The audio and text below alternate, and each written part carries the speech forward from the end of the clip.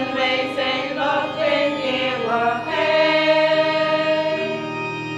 Wij komen vol van vreugde bij de Heer. We vreden zingen de zang waar hij woont. En knielen neer voor hem die al gemaakt heeft. Aanbidden hem die in de hemel troont.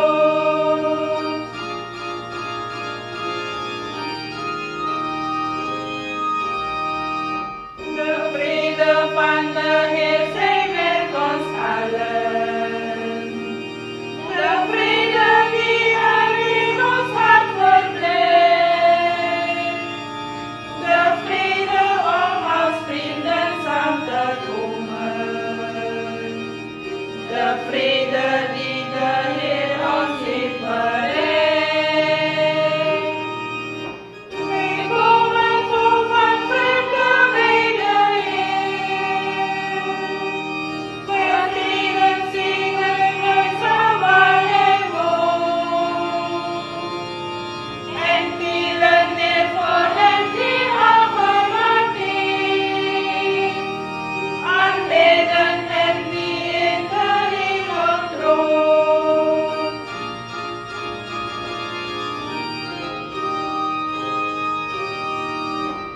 Als volk van God zijn wij hier samengekomen.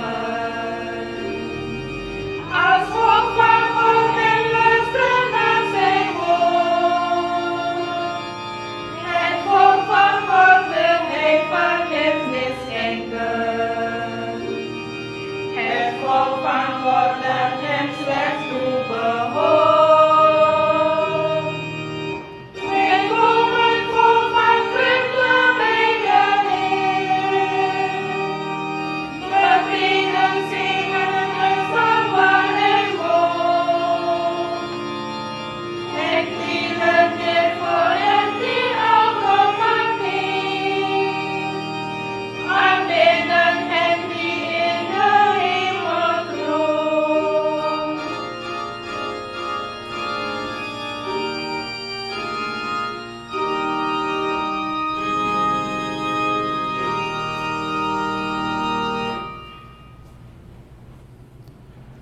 Waarom kijkt ge naar de splinter in het oog van uw broeder?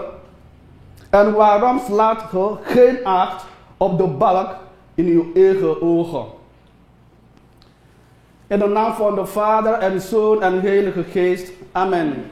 De genade en vrede en liefde van Christus zijn met u allen. En met uw geest. Goedemorgen, beste mensen in Christus. Beste kijkers en luisteraars. Ik welkom u allemaal van harte bij deze 8e zondag door het jaar. Vandaag is eigenlijk de laatste zondag voor de tijd van 40 dagen tijd. De dag waar we opgaan naar Pasen. De dag van de verrijzenis van Christus. De dag ook van onze verrijzenis en vrijheid.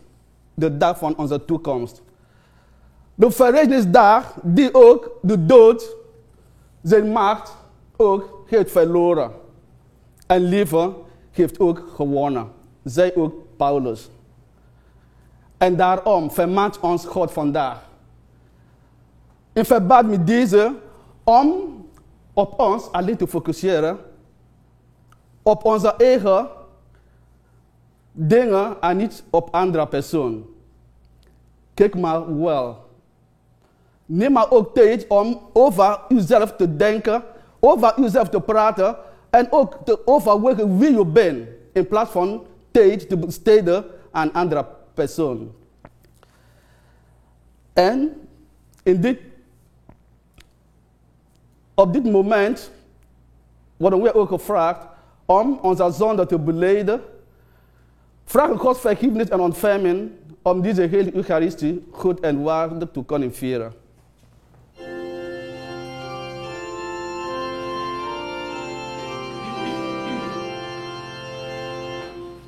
Heer, onze Heer, ontvang uw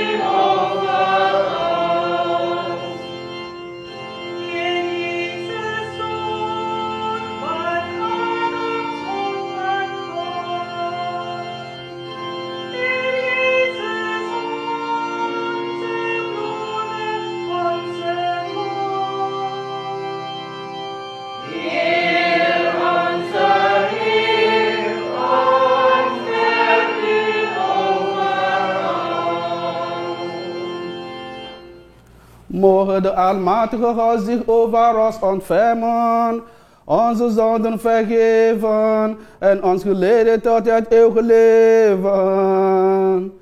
Amen. Laten we nu God prijzen en loven in het Gloria-lied.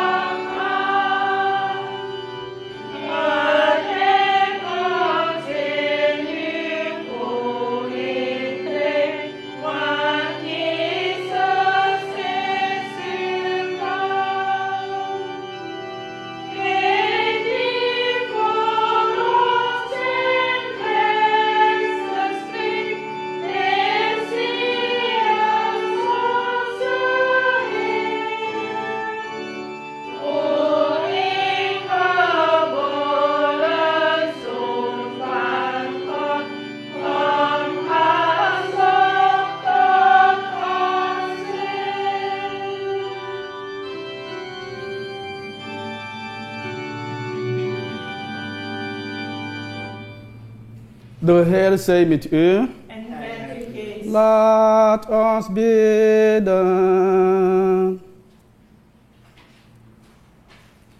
God, Hemelse Vader. Aan Jezus' woorden hebben we gemerkt dat Hij van u is uitgegaan. Nooit heeft iemand gesproken zoals Hij. Geef dat we zijn boodschap trouw in ons hart bewaren. En de gemeenschap worden waarin we elkaar willen verstaan. Leer ons in alle omstandigheden de taal te spreken van de liefde. Dit vragen we u door onze Heer Jezus Christus, uw Zoon, die met u liefde en heerst in de eenheid van de Heilige Geest, God, door de eeuwen der eeuwen. Amen.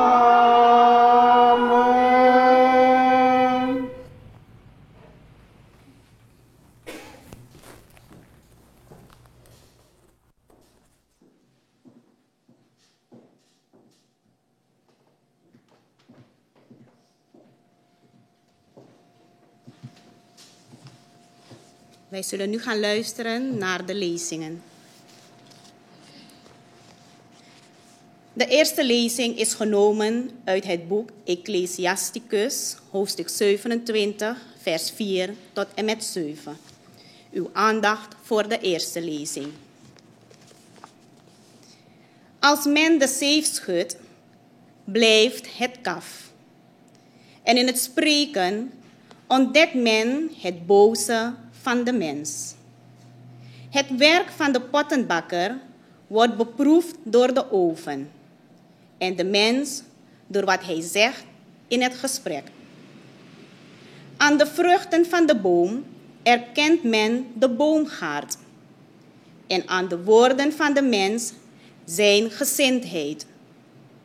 Prijs daarom geen mens voordat hij gesproken heeft, want eerst op grond daarvan kan men een mens beoordelen. Woord van de Heer. Wij danken God.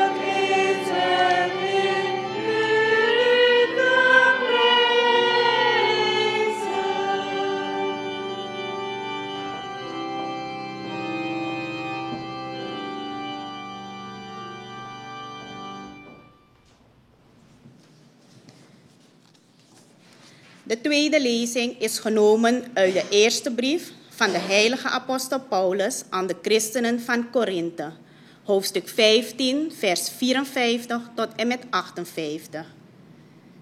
God geeft ons de overwinning door Jezus Christus. Wij luisteren nu naar de tweede lezing. Broeders en zusters, wanneer het vergankelijke met onvergankelijkheid is gekleed en het sterfelijke met onsterfelijkheid, dan zal het woord van de schrift in vervulling gaan. De dood is verslonden, de zege is behaald. Dood, waar is uw overwinning? Dood, waar is uw angel? De angel van de dood is de zonde en de kracht van de zonde is de wet. Maar God zij gedankt, die ons de overwinning geeft door Jezus Christus, onze Heer. Daarom, geliefde broeders en zusters, wees standvastig en onwankelbaar en gaat altijd voort met het werk des Heeren. Gij weet toch dat uw inspanning dankzij Hem niet vergeefs is. Woord van de Heer. Wij danken God.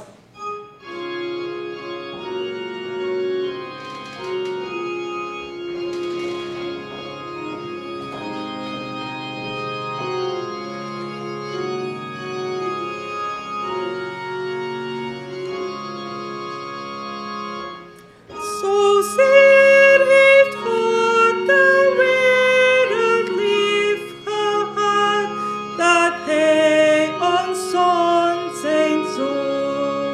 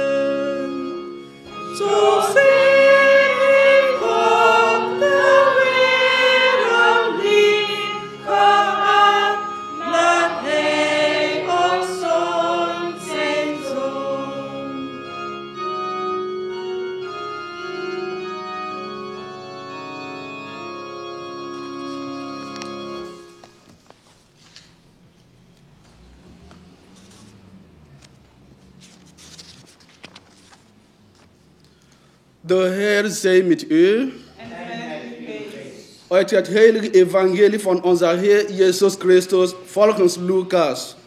Christus, aan u zij de glorie. In die tijd hield Jezus zijn leerlingen deze gelijkenis voor. Kan soms de ene blinde de andere leiden? Vallen dan niet beide in de kuil? De leerlingen staat niet boven zijn meester, maar hij zal ten volle gevormd zijn als hij is gelijk zijn meester. Waarom kijkt je naar de splinter in het oog van uw broeder? En waarom slaat je geen acht op de balk in uw eigen oog? Hoe komt je tot uw broeder zeggen: broeder, laat mij de splinter uit uw oog halen, terwijl je de balk in uw ogen niet opmerkt? Huichelaars, haal eerst de balk in uw eigen oog, dan zult je scherp genoeg zien om de splinter te kunnen verwijderen, die in het oog van uw broeder zit. Er bestaat geen goede boom die zieke vruchten voortbrengen. En evenmin een zieke boom die goede vruchten voortbrengt. Een boom, immers kent men aan zijn vruchten. Men plukt geen vegen van dorens. Men oogst geen druiven van een braamstok. Een goede mens brengt het goede tevoorschijn uit de schat van goedheid in zijn hart. Maar een slechte mens brengt het slechte tevoorschijn uit zijn schat van slechtheid. Want waar het hart van vol is, daar loopt de mond van over.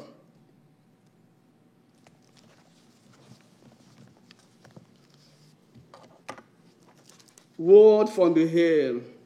Wij danken God.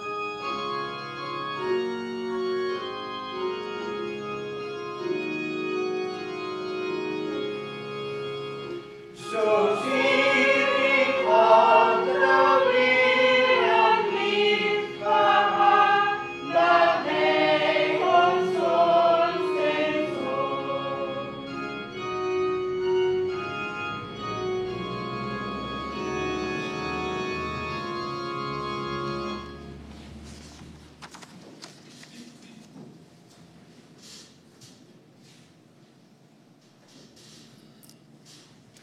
Dood, waar is uw overwinning?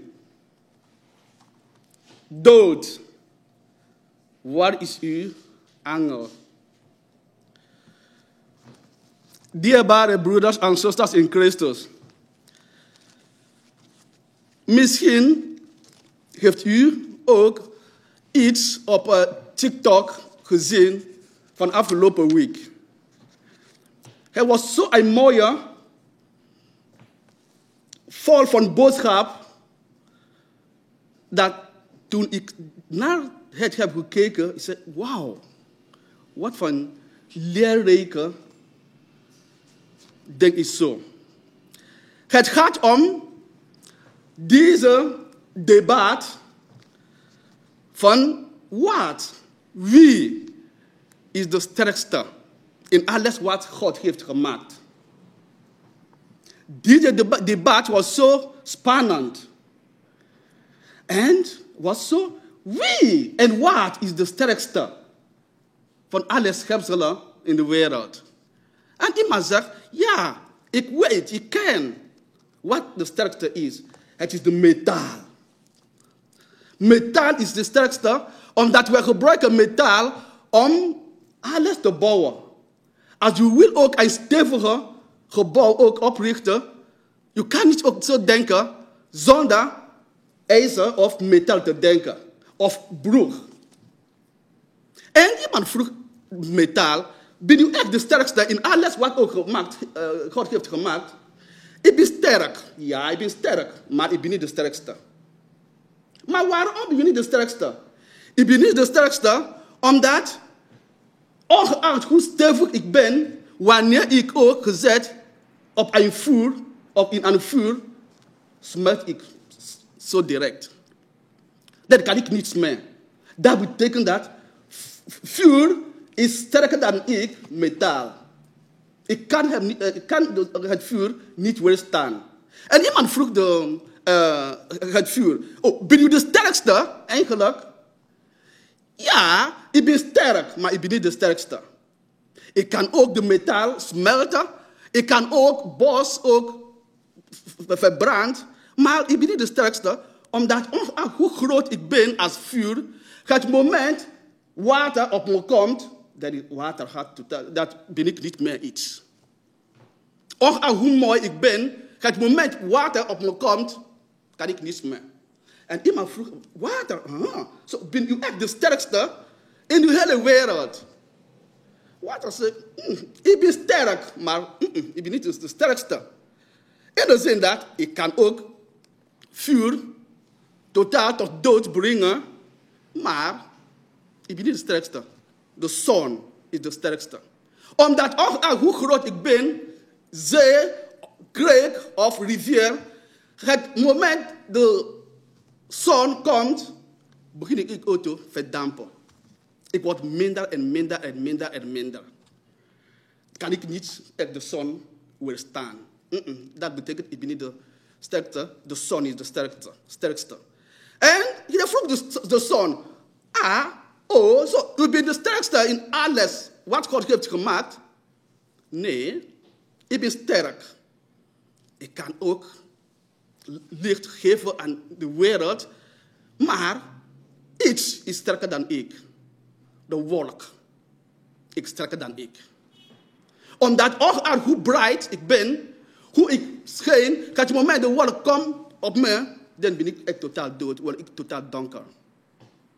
Wolk is sterker dan ik. En de wolk vroeg de wolk, ben je het die echt de sterkste in de wereld is? De wolk zei, ik kan veel.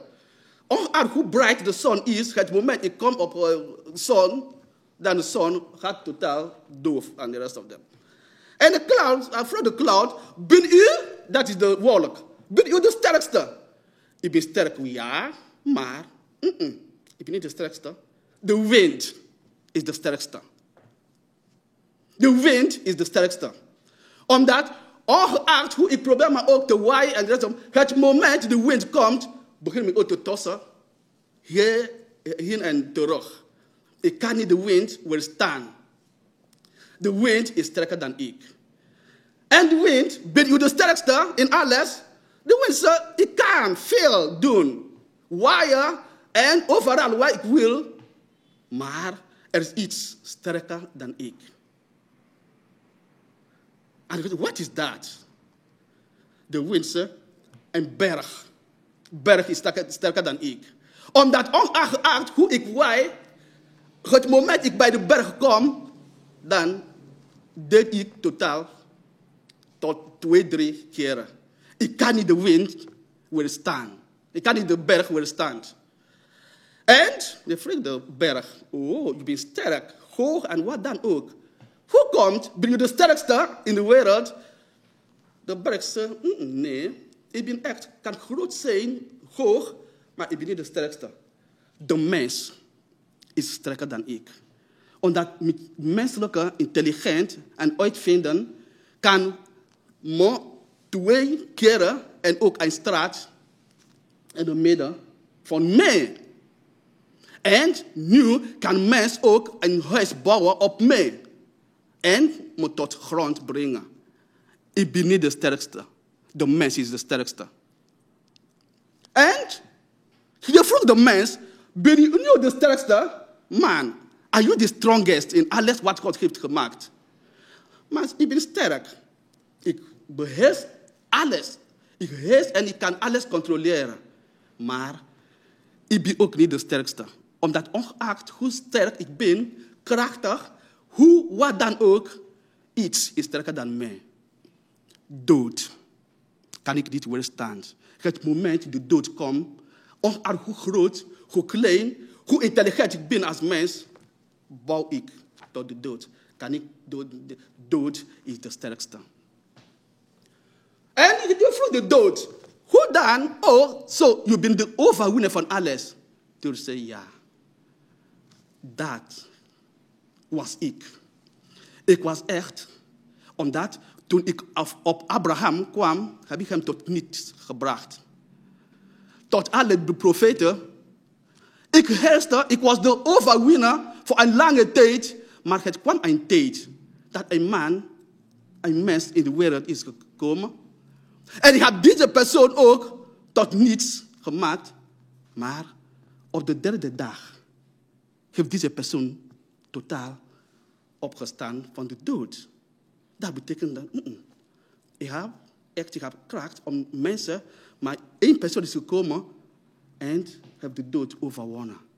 De sterkste is Christus. De sterkste is Christus die de dood heeft overwonnen. En vanaf die kan dood niet meer. En dat spreekt ook heilige apostel Paulus vandaag. Dood, omdat die lezing van vandaag was ook de voorzetsel van de afgelopen 2 weken terug. Waar ook de apostel Paulus in zijn brief aan de Korinthe heeft gezegd: we verkondigen dat Christus heeft ook opgestaan van de dood. Waarom beweren sommige mensen dat? Nee, dat er is geen verrezenis. En beneden zegt hij ook: als Jezus niet van de dood is opgewerkt, dan is ons geloof totaal niets.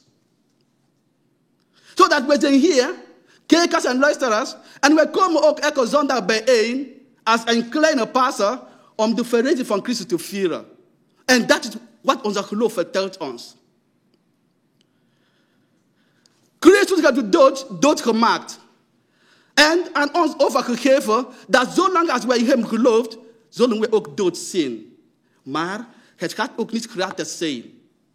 Daarom zei ook in het evangelie van vandaag: je moet ook een goede mens zijn. Een goede mens. Die ook, probeer maar ook op jezelf te focussen. En niet aan de anderen. Wees ook aandachtig wat ook je praat of zegt over de andere persoon. Ik zeg altijd, wanneer u zo bezig om één vinger aan de andere één persoon te wijzen, de 3 komt tot u. Oordeel niet. Omdat u die problemen ook de andere persoon te oordelen, je bent niet echt de juiste. Je bent niet de oprechtste. Iedereen heeft fouten. Daarom moeten we ook altijd voorzichtig. En dat brengt ons ook wat Paulus spreekt over nu de synodale kerk. Omdat we praten over mensen, we proberen ook te focussen over mensen, omdat we zijn ook van elkaar vervreemden. We zijn ver van elkaar. De synodale werk van de kerk spreekt over hoe kunnen we samen altijd zijn. Samen lopen, samen werken, samen lachen, samen huilen. Zodat wanneer we ook alles samen doen, hebben we geen tijd of geen kans om over andere persoon te praten. Om over andere persoon te oordelen. Maar wanneer we ook totaal ver van elkaar, dan we zijn echt totaal vreemd voor elkaar. We moeten altijd bij elkaar. Dit synodale pad spreekt over participatie met mensen. Zending, ook met andere mensen. En ook actieve participatie aan missie. En dit is een tijd dat we moeten altijd bij elkaar blijven. In liefde. Onderweg. Wanneer we onderweg in liefde ook met elkaar zijn, hebben we geen tijd om andere personen te oordelen. En daarom zei ook Moeder Teresa, heilige Moeder Teresa, dat we wanneer we bezig om andere persoon te oordelen, om totaal te veroordelen, hebben we geen tijd om deze persoon te beminnen. Laten we God vragen om standvastigheid in ons geloof, om beide en samen met elkaar onderweg te zijn in liefde, verdraagzaamheid en ook in begrip. God zegen.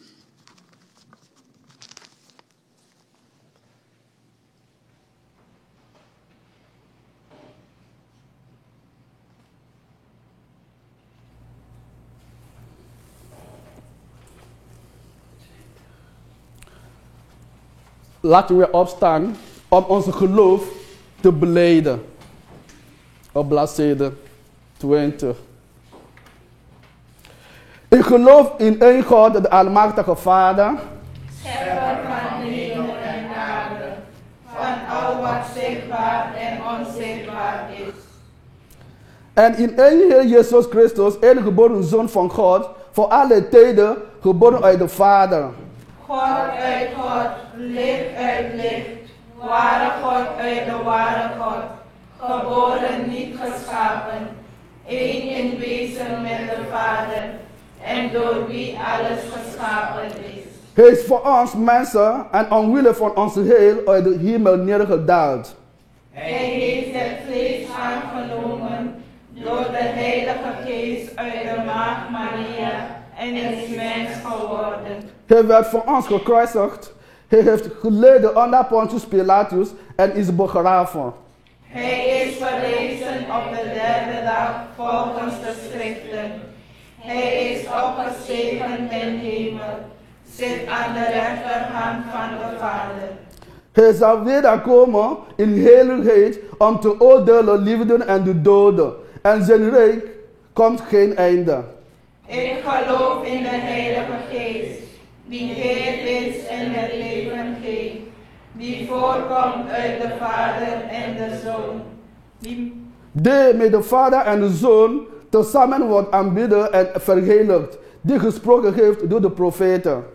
Ik geloof in de ene heilige, katholieke en apostolische kerk. En ik beleid één doopsel tot vergeving van de zonden.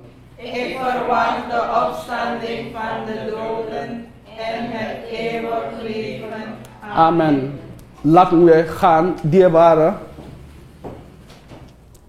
in gebed in de voorbeden. God, onze Vader, we danken u voor vandaag. Voor uw liefde en barmhartigheid in ons leven. We zijn hier bij u gekomen om te vragen over alles wat ons hart bezwaart. Lord, in your mercy, hear our prayer. Wij bidden voor de kerk en haar kerkleiders.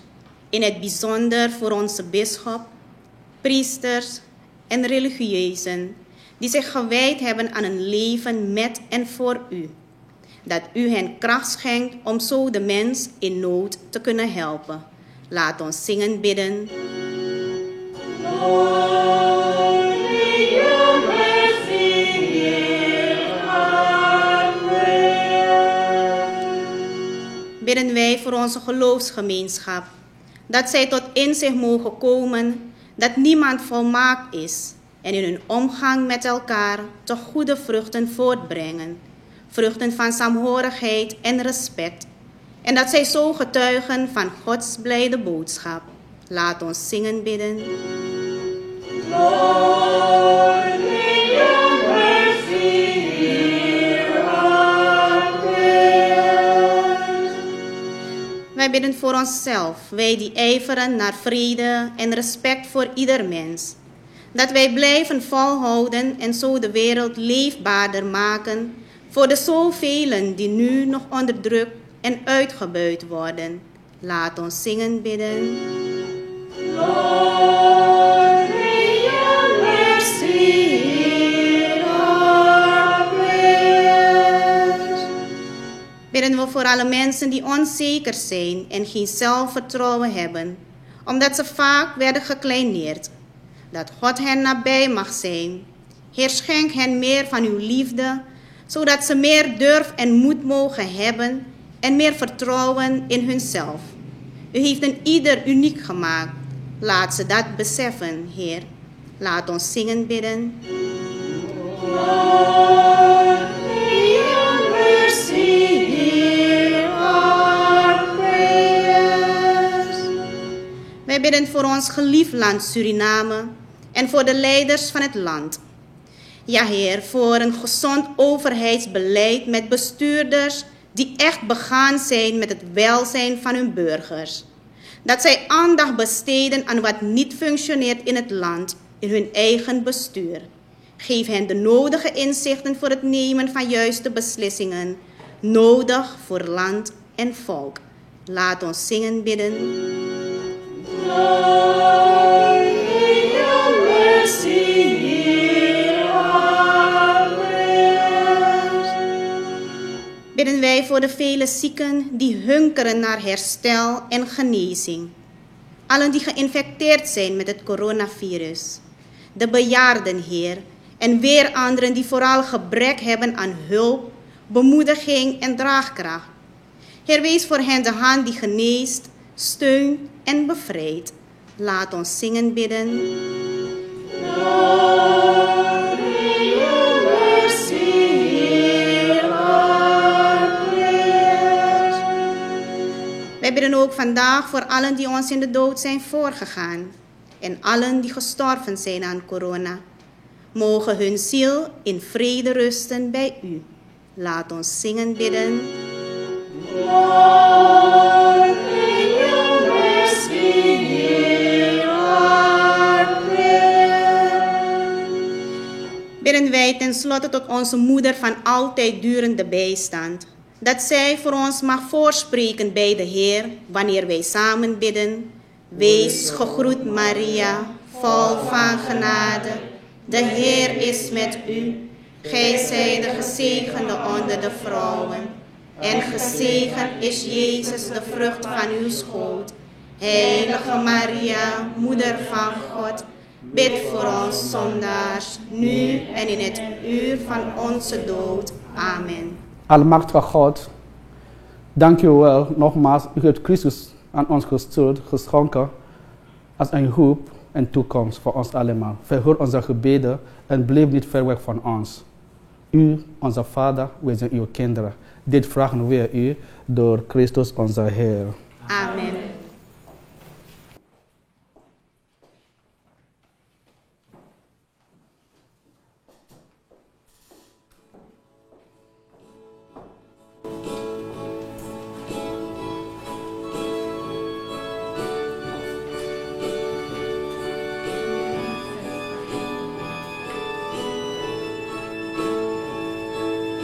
Tequila, presidente, tequila,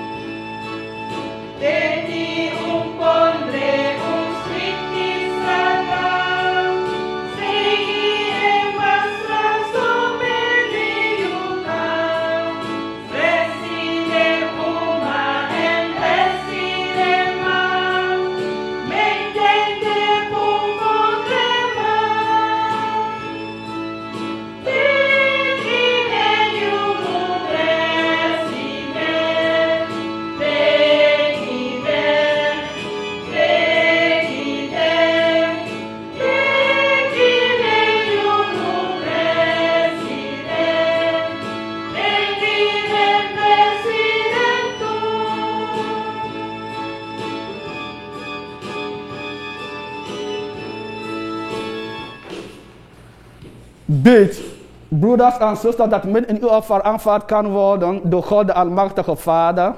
Mogen de Heer het offer uit uw handen aannemen, tot lof en eer van zijn naam, tot het welzijn van ons en van heel zijn heilige kerk. Amen. Heer onze God, Gij zelf geeft ons wat we u moeten aanbieden, en deze gave rekent Gij ons toe, vanwege de hulde die we u brengen. Wij bidden u, laat datgene wat in uw ogen verdienstelijk is, ons een hulp zijn op de weg naar het eeuwige geluk. Dit vragen we u door Christus onze Heer. Amen. De Heer zij met u. En met uw geest. Verheft uw hart. Wij zijn met ons hart bij de Heer. Breng wij dank aan de Heer onze God. Hij is onze dankbaarheid waardig. Heilige Vader, machtige eeuwige God, om recht te doen aan uw heiligheid, om heel en gratie te vinden, zullen wij u danken altijd en overal, door Christus onze Heer. In u leven we, bewegen we en zijn we. Zolang we in dit lichaam zijn, ondervinden we elke dag uw liefde. Maar nog, gij verzekert ons van het eeuwige geluk. Want als eerste gave bezitten we de geest die Jezus van de dood heeft opgewekt. Zo hebben we het vaste vertrouwen dat het paasmysterie voor altijd ons deel zal zijn. Daarom brengen we u dank. En met de engelen roemen we uw grote daden en zingen u toe vol vreugde.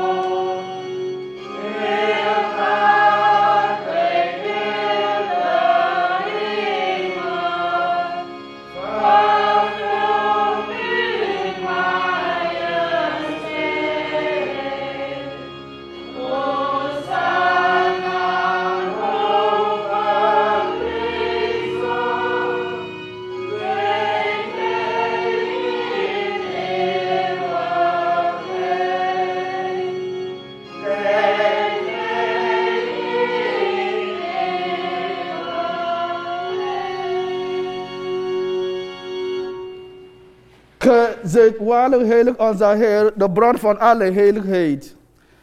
Heiligen dan deze gaven met de dag van uw heiligheid, dat zij voor ons worden, tot lichaam en bloed van Jezus Christus onze Heer en Heiland.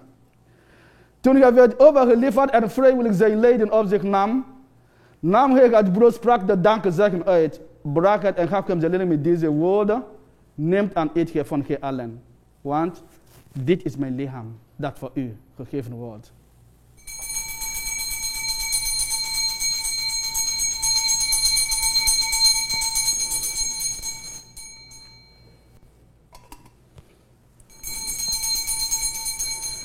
Zo nam hij na de maaltijd uit de kelk, sprak opnieuw de dankzeggen uit en gaf hem zijn leerling met deze woorden: neemt deze beker en drinkt er allen uit, want dit is de beker van het nieuwe altijd door de verbond. Dit is mijn bloed dat voor u en voor alle mensen wordt vergoten, tot vergeving van de zonden. Beleef dit doen om mij te gedenken.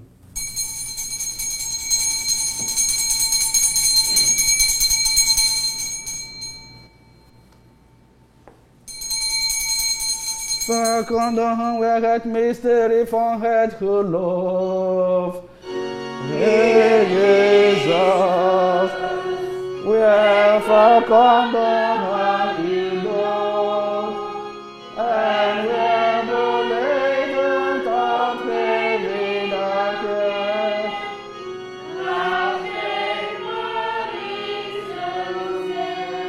Zijn dood en verrezen is in dag tot God. Bidden wij u aan het levende brood en kelk van het heil. Wij danken u omdat gij ons waardig keurt om voor uw aangezicht te staan en uw heilige dienst te verrichten. Zo delen we het lichaam en bloed van Christus en we smeken u dat we door de Heilige Geest worden vergaderd tot één enige kudde. Denk toch, Heer, aan jouw kerk verspreid over de hele wereld. Dat haar liefde volkomen wordt. Eén heilig volk met Franciscus, onze paus. Caretjuni, onze bisschop, Wilhelmus, onze bisschop emeritus. Alle bisschoppen, priesters en diaken. En allen die uw heilig dienstwerk verrichten. Gedenk ook onze broeders en zusters die reeds ontslapen zijn in de hoop der verrezenis. Ja, alle gestorven dragen we op aan uw zorg. Neem hen aan en laat hen verschijnen geliefd voor je gelaat. We vragen u, ontferm u over ons allen, opdat we tezamen met de Maagd Maria, de moeder van Christus, met alle apostelen, met alle heiligen, onze broeder zalig Petrus Donderdag, die hier eens liefde en welbehagen, waardig bevonden worden het eeuwige leven deelachtig te zijn en u loven en eren door Christus, uw Zoon, onze Heer. Door hem, met hem en in hem, zal uw naam geprezen zijn, Heer onze God, almachtige Vader, in de eenheid van uw Heilige Geest, hier en nu en tot in eeuwigheid. Amen.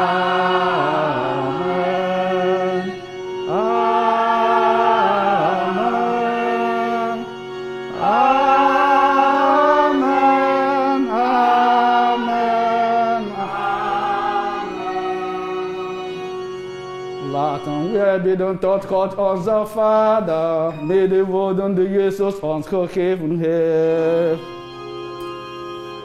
Onze Vader die In de hemel zijt, uw naam worden geheiligd, uw rijk komen, uw wil geschieden op aarde zoals in de hemel. Geef ons heden ons dagelijks brood en vergeef ons onze schulden, zoals ook wij vergeven aan onze schuldenaren.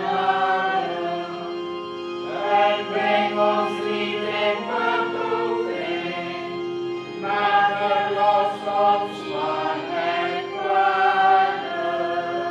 verlos ons Heer van alle kwaad. Geef vrede in onze dagen, dat we gestoord door barmhartigheid vrij mogen zijn van zonde en ziekte en beveiligd tegen alle onrust.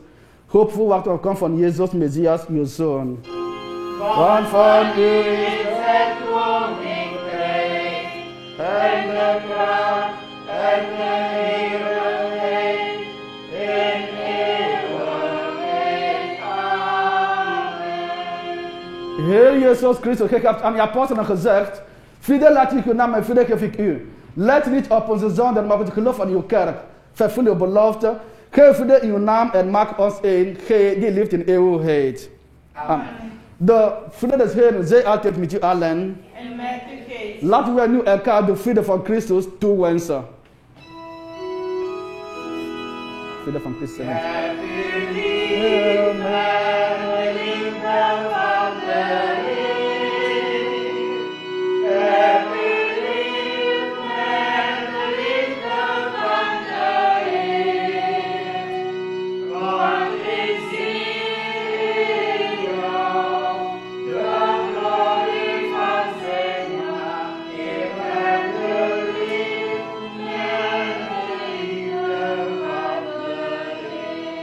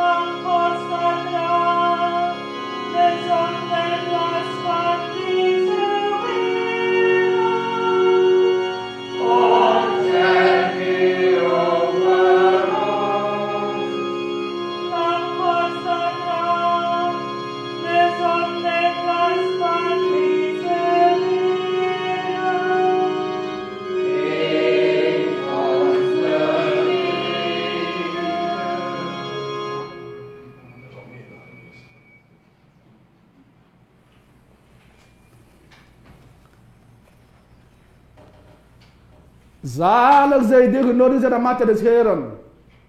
Zie het lam Gods, Christus. Het brood dat uit de hemel is neergedaald om ons leven te geven. Het lam Gods dat wegneemt de zonde der wereld. Heer, ik ben niet waardig dat gij tot mij komt, maar spreek en ik zal gezond worden. Het lichaam en bloed van onze Heer Jezus Christus bewaren ons en begeleiden tot het eeuwige leven. Amen.